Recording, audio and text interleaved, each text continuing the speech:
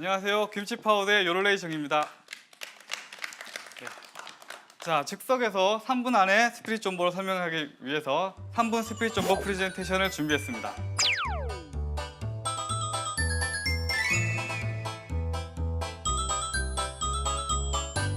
자, 여기서 저희가 만들고자 하는 것은 이제 사용자와 사용자 간의 파일을 공유하는 그런 어플리케이션을 만드는 거예요. 쉽게 말해서 여러분들이 한 번쯤 써보셨을 법한 무슨 디스크, 무슨 구리, 아니면 당나귀, 그리고 남자분들이 유독 많이 쓰셨던 프로나 같은 게 있는 거죠. 그래서 저희는 그런 프로그램을 개발하는 프로젝트입니다. 이 프로젝트를 정말 한 줄로 간단하게 설명을 하자면 토렌트 기반의 P2P 공유 솔루션에서 블록체인 페이먼트를 도입을 한 겁니다. 그리고 스피릿 존버 토큰은 어떻게 사용이 되냐면 여기서 컨텐츠를 구매하거나 아니면 등록 수수료를 납부하는 용도로 토큰을 구매하게 되고요. 요즘 블록체인 트렌드가 미들맨, 즉 중개자를 없애는 게 트렌드예요. 하지만 이 스피릿 존버는 그 반대로 그 미들맨의 중요성을 너무나 잘 알고 있습니다. 그렇기 때문에 저희는 중개자들을 효과적으로 써서 그 사람들을 도입해서 이거를 더 많이 팔릴 수 있도록 홍보해주는 역할을 해준다고 보고 있기 때문에 원 제작자를 보호해줄 수 있고, 그리고 결제받은 토큰을 배분하는 역할로서 미들맨을 더 넣게 되었습니다. 토큰 이코노미에 대해서 설명을 드리겠습니다. 결과적으로 토큰은 수요와 공급이 맞아떨어져서 시장이 형성돼야만 그 가치를 지닙니다. 그래서 수요가 다운로드 수요가 있느냐, 그리고 충분하게 업로드하는 사람들이 있느냐, 이런 수요와 공급이 맞춰져야 되는데 많은 프로젝트들에서 내가 이런 걸 만들면 사람들이 쓰겠지, 보상을 위해서 쓰겠지라고 생각하는데 그게 아니에요. 실제로 내 상상과는 아주 멀린 거리가 있기 때문에 저희가 선택한 방법은 기존의 동일한 비즈니스 모델을 가지고 있는 웹하드라는 시장이 이미 있어요. 그래서 그 매출을 확인해 보니 연간 3,500억 원이라는 컨텐츠 비용이 인컴이 들어오고 있었던 거죠. 그래서 이 스피릿 존버 토큰으로 P2P를 공유를 세계화한다면 그 세계적인 웹하드 매출은 어마어마해지겠죠. 그래서 결론적으로 스피릿 존버는 그런 거대 시장에 빨대를 꽂겠다 이런 게 결론적으로 저희들이 바라는 바고요. 왜 이걸 블록체인을 사용을 해야 되냐? 기존의 웹하드 솔루션은 원화에 한정된다는 단점이 있어요. 그리고 콘텐츠도 한국인에만 집중된다는 단점이 있는데 장벽이 없는 국제 결제가 가능하다면 외국인들이 와서 마켓플레이스에서 자기네 나라 드라마를 올린다든지 자기네 콘텐츠를 올리겠죠. 그래서 수익을 남기기 위해서 여러 가지 노력들을 할 겁니다. 그걸 위해서 블록체인이 꼭 있어야 된다. 그리고 두 번째로 활성화된 암호화폐 경제 생태계를 그대로 활용합니다. 즉 내가 타국에 있는 사람들의 콘텐츠를 팔더라도 자국의 원화라든지 뭐 달러라든지 이런 것도 환전이 가능하죠. 그런 걸 위해서 그대로 생태계를 그대로 활용하고요. 그리고 콘텐츠 제작자 입장에서 비즈니스 스케일 아웃이 가능하게 되는 게 블록체인입니다. 그래서 비즈니스 스케일 아웃이 이게 뭐냐? 뜻밖의 수요 지역에서 추가적인 콘텐츠 인프라 없이도 가격 매출을 가져갈 수 있다는 것인데, 다시 한번 설명을 드리자면은 블록 배틀 프로그램이 나왔는데 어떤 인도 사람이 이걸 힌디어 자막을 넣어가지고 팔고 있어요.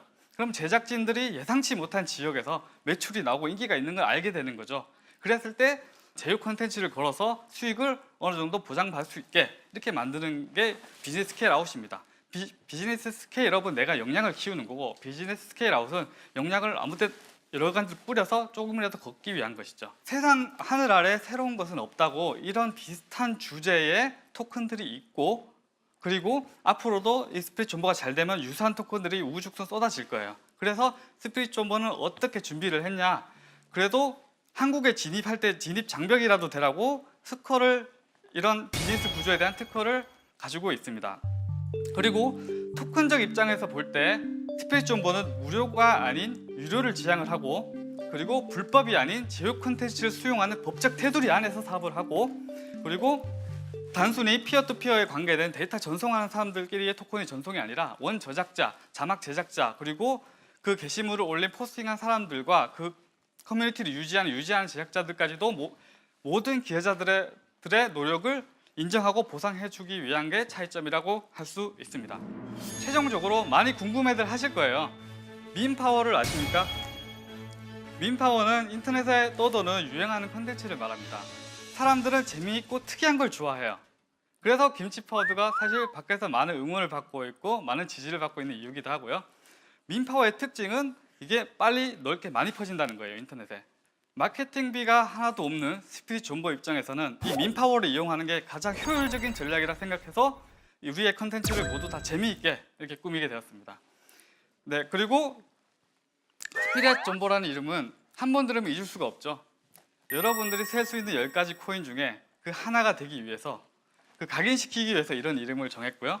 그리고 3,000개가 넘는 토큰이 있기 때문에 거기서 차별성과 특이성과 사람들이 기억에 남는 토큰이 되고자 했고, 그리고 마지막으로 제가 여기서 나온 거는 여러분들에게 뭐 투자를 받기 위해서 저희의 뭐 굉장을 과시하거나 뭐 저희들 기술력을 알아봐 달라거나 그런 거에서 나온 게 아닙니다. 제가 여기에 나온 이유는 네,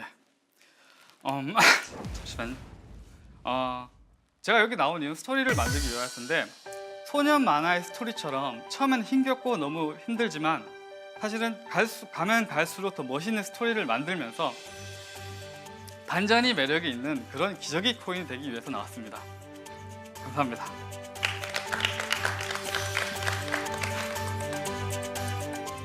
좀 긴장을 많이 했어요. 왠지 굉장히 좀 난감한 질문도 할 것 같고 이렇게 했기 때문에 좀 긴장을 안 할 수가 없었죠. 아무리 좀 제가 뭐 다른 분들 사실 뭐 심사위 눈치를 본 건 아니지만 그래도 막상 무대에 서고 많은 사람들이 보고 있다 생각하니까 좀 떨리더라고요. 개인적으로 굉장히 뵙고 싶었던 스피릿 존버.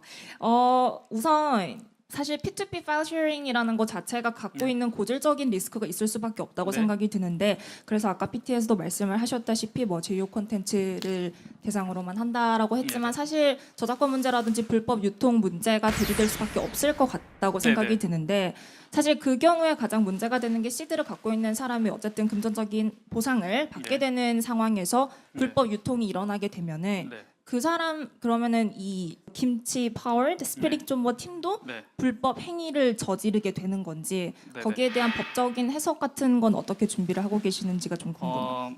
그래서 제가 선례를 찾아보니 사실상 불법 복제를 만든 건 불가능하다고 보고요.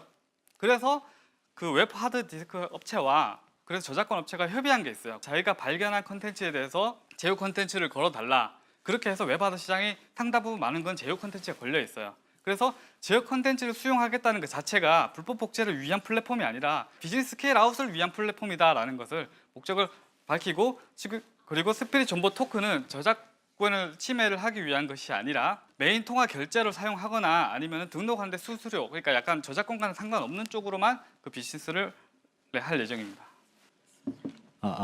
저도 스피릿 존버 팀 백서 읽고 여러 가지 보면서 많이 기대했는데 이렇게 뵙게 되니까 아주 반갑습니다. 여쭤보고 싶은 게 하드캡이 1900이더로 설정돼 있더라고요. 그렇게 설정하신 이유가 있는지 좀 궁금하고요. 1인당 프리세일 참여 최소 금액이랑 최대 금액이 최대 금액은 8이더고 최소 금액은 0.4이더 뭐 이런 식으로 설정을 하셨더라고요. 그게 왜 그렇게 설정했는지가 좀 궁금합니다. 첫 번째로 전략적인 이유가 있습니다. 크라우드 펀딩의 최대 금액은 10억 원이고요. 1인 투자 한도는 500만 원입니다. 최근에 1,000만 원으로 올랐다지만 500만 원이죠. 그래서 1인당 최대, 이걸 클라우드 펀딩에 동일하게 본다면은 적어도 ICO 업체라고 공격을 당할 건데 제가 그런 나름의 준비를 한 거죠. 최대 우리는 10억을 펀딩을 했는데 그 크라우드 공모법 한도 안에서 있었고 1인에 대한 투자를 그만큼 설정함으로써 크라우드 펀딩으로 보여질 수도 있게끔 그렇게 설정을 한 겁니다. 이게 리걸 이슈 때문에 이렇게 설정하신 거예요? 네, 맞습니다. 근데 이게 어쨌든 펀딩을 하시면 이 돈을 가지고 사업을 해야 되잖아요. 네, 맞습니다. 10억까지 지금 말씀하신 거를 하시려면 여러 가지가 필요할 텐데 1900이더로 가능하시겠어요? 자, 솔직히 말해서 10억도 저는 많다고 생각하고요. 왜 10억도 많다고 생각하냐면은 이게 정상적으로 마케팅이 되는 프로젝트가 아닙니다. 저는 제가 기대한 대로 민파워를 이용해서 밀어붙여야 되는 사업이고요. 프로젝트를 만든 운영한테 물론 돈이 들어요. 제가 이렇게 사람들 여러 명 데리고 가면 큰 돈이 들겠죠. 근데 이 프로젝트가 사람들이 꼭 많아야만 성공할 수 있는 프로젝트냐? 저는 그게 아니라고 보고요. 개발자 그룹에는 오픈소스라는 게 있습니다. 즉 아무런 보상이 없고 돈이 없어도 소프트웨어는 만들어져요. If you are willing to develop this app on a new system, right? Then we are willing to sponsor you for this.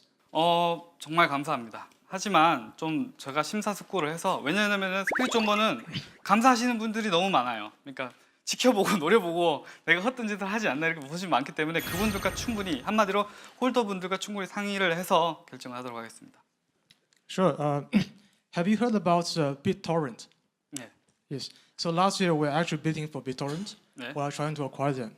The reason of that is that we think, right, the file sharing is a big problem 네. in the blockchain space. 예. So we are pretty serious of doing that.